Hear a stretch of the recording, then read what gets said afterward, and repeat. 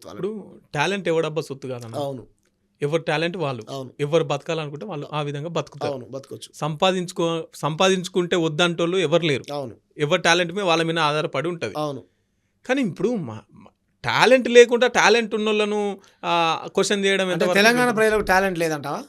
తెలంగాణ వ్యాపారస్తులకు టాలెంట్ లేదంటావా? మరి ఎందుకు మాకు ఉద్యోగాలు కావాలి, వాళ్ళ దగ్గర మేము బానిసలుగా పని చేస్తాం అని అంతకుముందు ఆంధ్ర తెలంగాణ ఉద్యమం జరిగినప్పుడు టాలెంట్ లేకుండానే మనం దోసుకొని పోయారా? వాళ్ళు ఏ ముసుగులో దోసుకుపోయారు? తెలుగు మనందరం తెలుగు వాళ్ళ మన ముసుగులోనే దోసుకుపోయింది.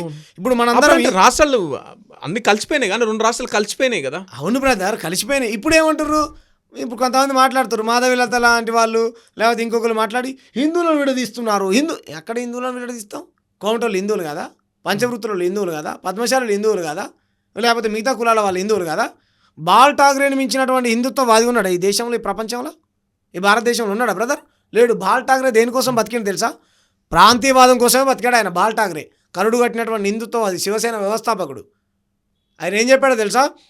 ఫస్ట్ ఆఫ్ ఆల్ నేను భారతీయుణ్ణి, తర్వాతే నేను మరాఠీ వాడినని సచిన్ టెండూల్కర్ లాంటి అంటే లేదు నువ్వు అటువంటి స్టేట్మెంట్స్ పాస్ చేస్తే కనుక ఇంకోసారి మహారాష్ట్ర ఏ గ్రౌండ్లో అయినా సరే ఆట ఆడితే పాములు వదులుతా అన్నాడు ఆయన. నువ్వు ఫస్ట్ మరాఠీ వాడు అని చెప్పుకో, తర్వాత భారతీయుడు అని చెప్పుకో అన్నాడు. మరి అటువంటి కరుడు కట్టినటువంటి హిందుత్వం అది ముంబైలో ఏ కంపెనీ పెట్టినా సరే 80% ఉద్యోగ ఉపాధి అవకాశాలు మరాఠీలో కల్పించిన తర్వాతనే వేరే వాళ్ళకి ఇవ్వాలన్నాడు. మరి ఎందుకన్నాడు ఆయన?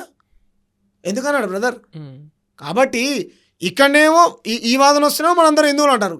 హిందుత్వ ముసుగులో మా వ్యాపారాలను ధ్వంసం చేయాలని, ఇక్కడ ఉన్నటువంటి సంపదను దోసుకోపోవాలని చూస్తే మేము ఊరుకోం బ్రదర్.